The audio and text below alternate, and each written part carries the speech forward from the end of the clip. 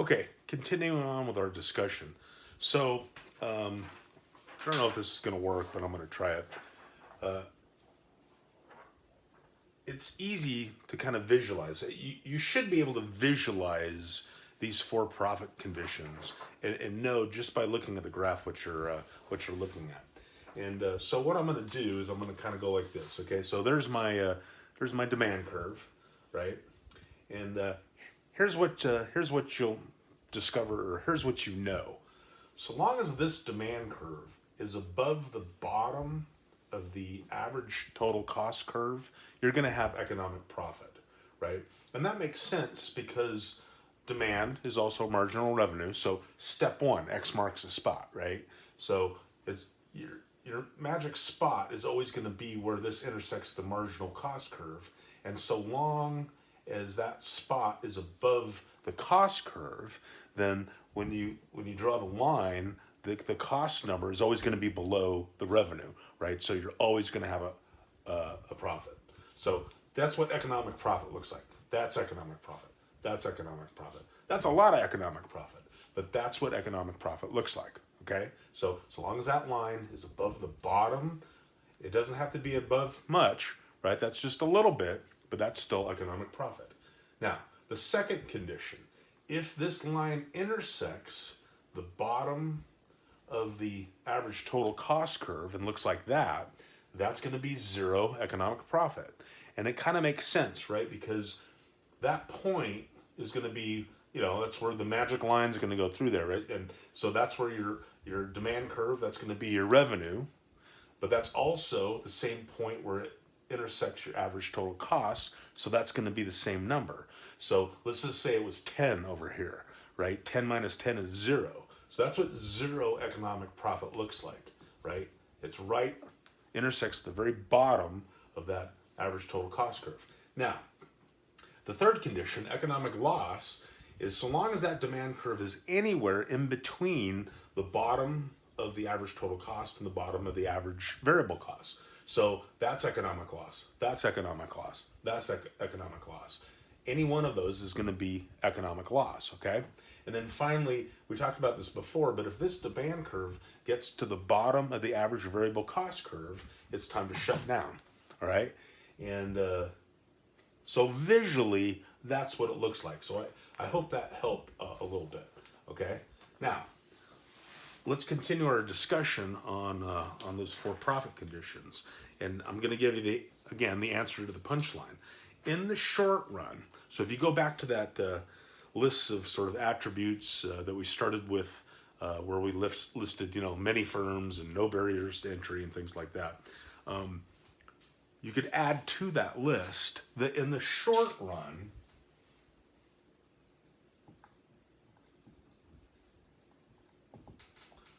what profit condition is a firm going to experience? And the answer is any of the four. So in other words, in the short run, and again, remember, short run means snapshot in time. So any given day. So on any given day, a firm may be experiencing economic profit, maybe zero, could be a loss, right? Or it could be shutdown. Now, let's talk about shutdown. Shutdown doesn't mean necessarily shut down forever. Shutdown can mean shut down forever, Woolworths, right? Something like that. But oftentimes, firms shut down when they realize they're not going to make enough to cover their fixed costs, right? If you're not even making enough to cover your rent, time to shut down. A good example, though, is like a snow cone stand, right? What do snow cone stands do in the wintertime? They shut down, right? They shut down. Why? Because they're not going to sell enough snow cones to make it worthwhile, so it makes sense to shut down. And the great thing with snow cones is, they make enough money the months that they're open that they're still remain viable and profitable and so forth. So shutdown doesn't have to be a permanent fixture. I mean, there's restaurants that shut down between lunch and dinner because, again, it makes economic sense to do that. But on any given day, a firm may experience any one of those in the short run. In the long run, though,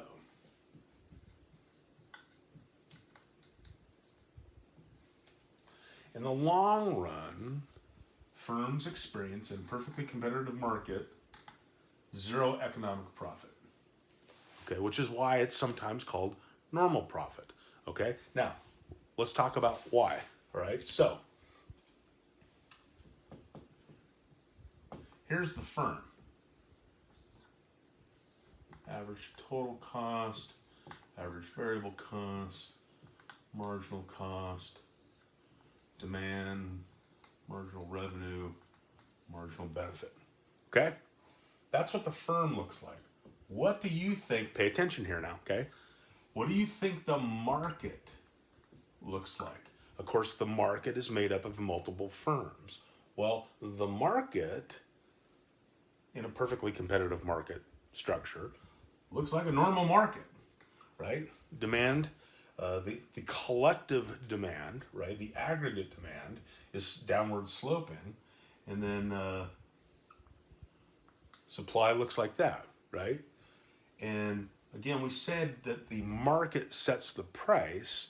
So here's what happens. Here's the price and the aggregated quantity. But look what happens. That price is dictated to the firms, and as we talked about before, the firms have to accept that price, all right, because they're, because of the nature of the market. Now, let's talk about why in the long run, zero economic profit is the normal condition.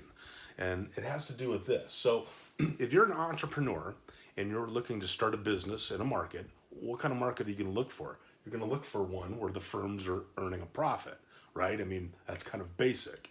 And so what happens is a firm looks at this market and goes, wow, those firms are earning a profit. I want in.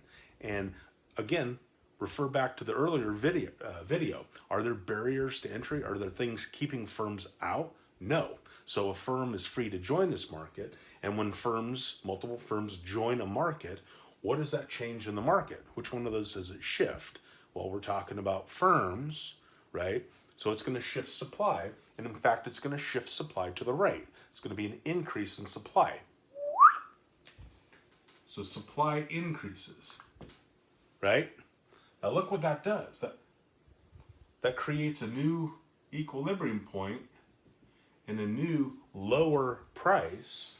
And that lower price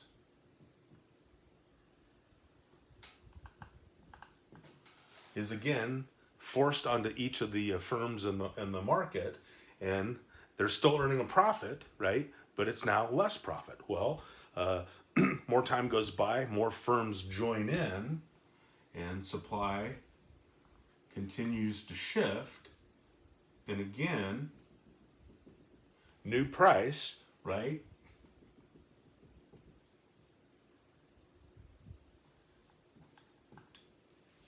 But this time, look what happened, right? So over the long run, enough firms will join this market to where they will drive the price down to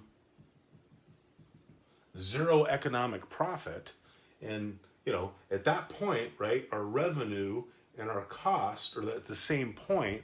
So it's, it's going to be 10 minus 10 or whatever, and it's going to be zero economic profit. And at that point, firms will stop joining in because those firms aren't making an economic profit. They'll go elsewhere that's more profitable.